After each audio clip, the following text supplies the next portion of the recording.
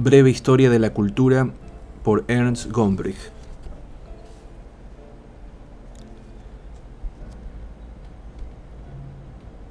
Se trata originalmente de una conferencia hecha por el prestigioso historiador del arte vienés,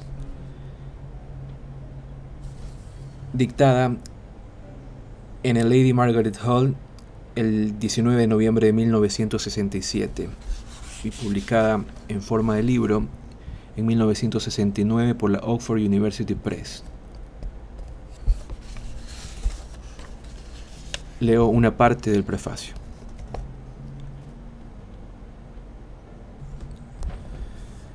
Unas semanas atrás tomé un taxi en la ciudad de Londres. Mi conversación con el conductor recayó enseguida, naturalmente, en torno a la superpoblación de la gran metrópoli. El conductor se sentía inclinado a censurar la penuria de atracciones capaces de competir con las de la gran ciudad y que se encuentran en las ciudades provincianas, que carecen en absoluto de teatros y de salas de conciertos. Me carga la palabra cultura, dijo, con un tono al que solo podría describir como refinado en extremo. Aborrezco la cultura y, sin embargo, puntos suspensivos. Me alegró que le resultase enigmático en extremo el ver que me sonrojaba. Estoy a cargo de una fundación nacida con el nombre de Die Kulturwissenschaftliche Bibliothek Warburg.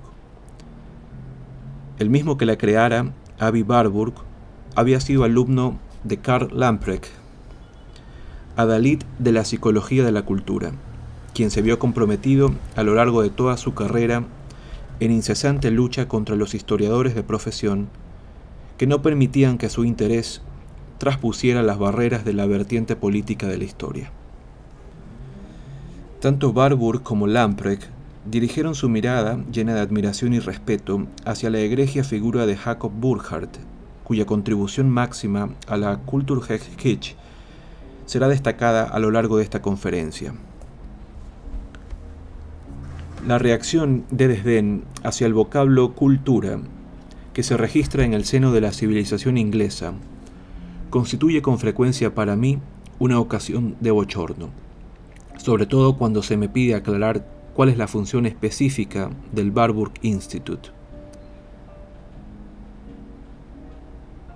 De poco me sirve el saber que esta aversión se produjo en fecha relativamente reciente, e incluso que el término Kulturwissenschaft, que en su quinta esencia tan ateutónico suena a los oídos ingleses, tiene una réplica inglesa digna de respeto. Sir Edward Bernard Taylor tituló el primer capítulo de su Primitive Culture, ensayo pionero en este campo, La ciencia de la cultura. No se trata de que yo no experimente ahora simpatía alguna hacia la reacción del chofer de mi cuento al pronunciar la palabra. Nuestro término se ha vuelto fatídico para él, lo mismo que para otras muchas personas dotadas de sensibilidad, tanto a causa de la alta intencionalidad de Matthew Arnold y su gran afán de irradiar por doquier luz y dulzura entre los que se hallan en las tinieblas, como por el bajo sesgo que cobró con la propaganda alemana durante el periodo de la Primera Guerra Mundial, que forjó un contraste entre la cultura germánica, factor bueno naturalmente, profundo y rebosante de energía, y la civilización occidental, asunto pernicioso en cuanto se trata de una excrescencia superficial del artilugio y el materialismo. No quiero malgastar el tiempo en establecer diferencias en un plano meramente fónico. Prefiero, sin embargo, centrar mi atención en un sutil cambio que se ha deslizado en el halo del término, y que bien pudiera hacer que dentro de poco la actitud de mi chofer quedase trasnochada. De su utilización por los antropólogos, tipificada por Bernard Taylor, nuestro término ha pasado a manos de los sociólogos científicos, primordialmente al otro lado del Atlántico. En una significación hueca, púsose de moda en expresiones del tipo cultura de la clase obrera o incluso en la de Las dos culturas, de C.P. Snow, de nefasta memoria. Se trata, en efecto, de expresiones meramente descriptivas, desprovistas, por tanto, así, de todo juicio de valor, o al menos así se pretende con frecuencia. Las culturas humanas, según esta tradición, que acaso con toda probabilidad se remonta hasta Hipólito Taine, han de estudiarse con la misma impasibilidad con que se lleva a cabo el cultivo de bacterias, por ejemplo, sin pretender filiarlas a ninguna escala de valores. No es mi intento añadir en este estudio ulteriores precisiones sobre lo que se llaman observaciones en torno a la definición de la cultura. Creo, en efecto, que sea que prefiramos este término en concreto o cualquier otro, todos sabemos lo que quiere decir. Al menos todos conocemos a alguien que ha viajado de una cultura a otra, o que incluso ha saltado de un círculo social a otro distinto, experimentando con ello lo que significa hallarse frente a distintas modalidades de vida, ante distintos sistemas de referencia, o frente a diversas escalas de valores, y todo ello dentro de culturas próximas. Aquellos pueblos que permanecieron en mutuo contacto, de forma amistosa u hostil, por fuerza, hubieron de topar con barreras de todo tipo, lenguaje, hábito, etc., que los separaban entre sí. Lo que naturalmente llamó la atención a los testigos de tales situaciones fue desde luego cierto rasgo insólito o cierto modo de proceder que contrastaba abiertamente con la norma a la que aquellos estaban acostumbrados. Al leer a Heródoto, a Tácito o a Marco Polo, este tipo de diferencias son siempre las que preferentemente atraen nuestra atención. Esta experiencia, con todo, abarca ambas vertientes por igual. La inmensa variedad de mores que prolifera por el mundo se ha constituido siempre en un tópico al que han dado la bienvenida los moralistas, que intentaban colocar un espejo delante de su propio público. Efectivamente, el contraste entre distintas culturas ha constituido siempre un eficaz instrumento en manos de los sátiros, que van desde Thomas More a Jonathan Swift, desde las cartas persas de Montesquieu hasta el viaje sentimental de Sterne. Por aquel entonces, en efecto, los peregrinos en tierras extrañas iban de la mano con aquellos que viajaban por el tiempo, es decir, los historiadores. ¿Qué motivos había, en efecto, que les llevara a interesarse por las condiciones de las culturas del pasado antes que por los sucesos mismos? Las pretensiones y disputas que impulsaron a los poderosos a encargar a los historiadores los antiguos documentos y crónicas nutrieron, sobre todo, la corriente de la historiografía política y constitucional. Pero a partir del momento en que entraron en juego viejas leyes y privilegios, no pudo establecerse una nítida separación entre el poder y las costumbres. Las investigaciones llevadas a efecto en los aledaños de las fortalezas despertaron el interés hacia las antigüedades, de modo especial en Inglaterra, del mismo modo que la interpretación de las leyes antiguas polarizó la atención hacia las condiciones sometidas a cambio incesante de la sociedad. A duras penas puede considerarse como un factor meramente accidental el hecho de que los pioneros de la historia de la cultura, en cuanto a algo totalmente distinto de la política, Baudin, Vico, Montesquieu, por ejemplo, hubiesen sido educados en el campo del derecho.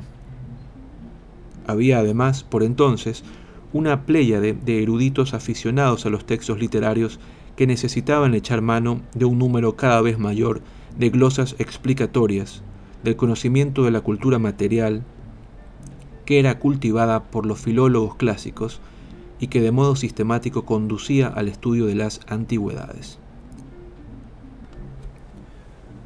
Y last but not least, entre todos ellos estaban también los predecesores de nuestra propia materia, Los primeros historiadores del arte, que como Vasari, miraban con cierto desdén la imagen del mero cronista y se interesaban por las condiciones que favorecían el progreso de las habilidades humanas.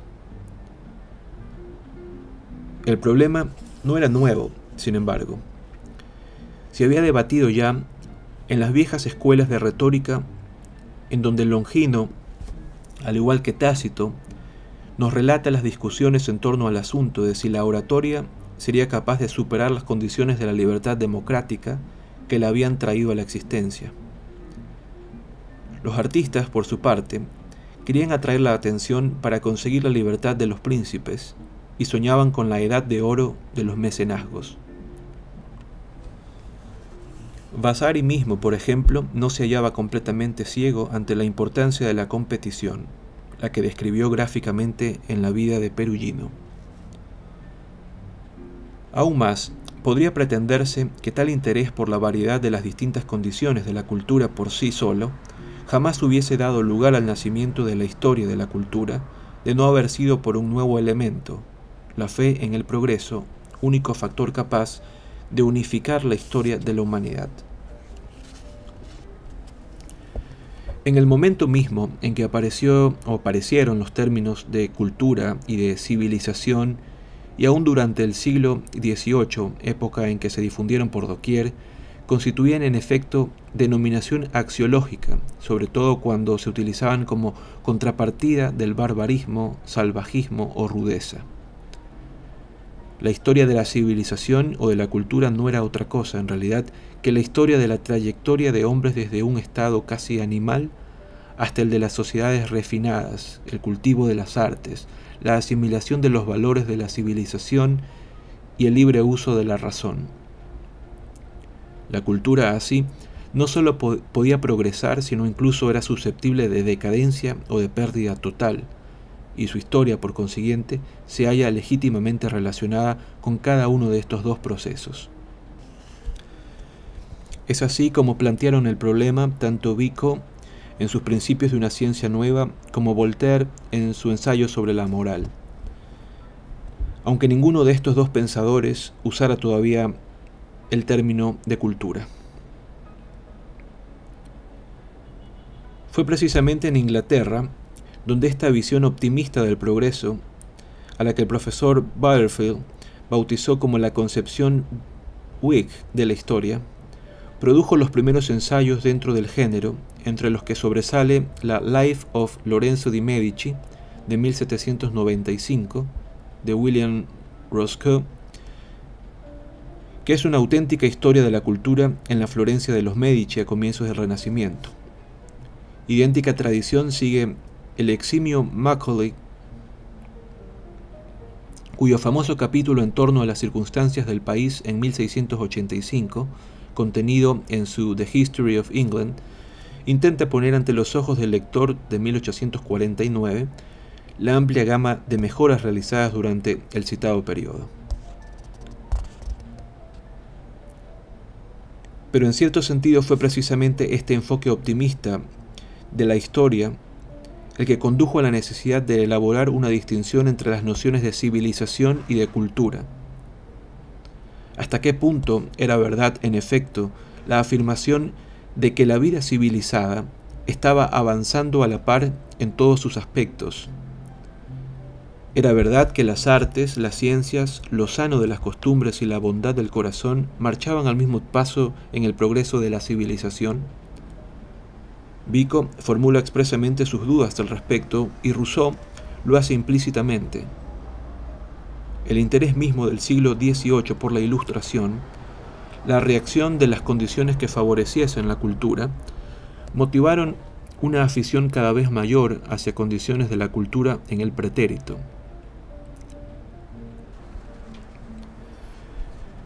Las alabanzas que entona Winckelmann a las artes de Grecia, con su convicción de que en conjunto la civilización helénica estaba comprometida en esta floración magnífica, en su conclusión destaca que fue precisamente esto lo que hizo que la civilización antigua se elevase hasta las costumbres supremas, convirtiéndose en el ideal al que todas las demás debían aspirar. Resultaba fácil, no obstante, volver sus propios argumentos contra esta especie de expatriados de la cultura y hacerles ver que, siguiendo sus propios razonamientos, jamás volverían a producirse estas circunstancias. Si es verdad que el arte está inserto en la cultura, hemos de aceptar que en diferentes culturas han de producirse artes también diferentes. Tanto el clima del norte, por ejemplo, como la religión cristiana, hicieron inoportuna la construcción de los templos, pero a su vez nuevas condiciones produjeron una nueva floración con el periodo gótico de las catedrales. Fue Herder mismo, naturalmente, quien más argumentó a lo largo del pasaje a que nos referimos, y quien rechazó, por consiguiente, la idea de una jerarquía de valores a la que pudiese someterse toda cultura. No quiere decir, sin embargo, que fuese un relativista total. Seguía aún fuertemente aferrado a la idea de un plan divino que conduce a los hombres hacia la humanitat. Pero considerando que la historia nos refleja un designio tan trascendental, sería presuntuoso despreciar las épocas primigenias. ¿Cómo podríamos prescindir de ellas, en efecto, puesto que Dios mismo se había revelado a los pastores hebreos? Todas estas ideas que afloran por doquier en los prolijos y humanitarios escritos de Herder habrían de verse hipostasiadas al sistema que abogaba por la férrea necesidad de la lógica de Georg Friedrich Hegel.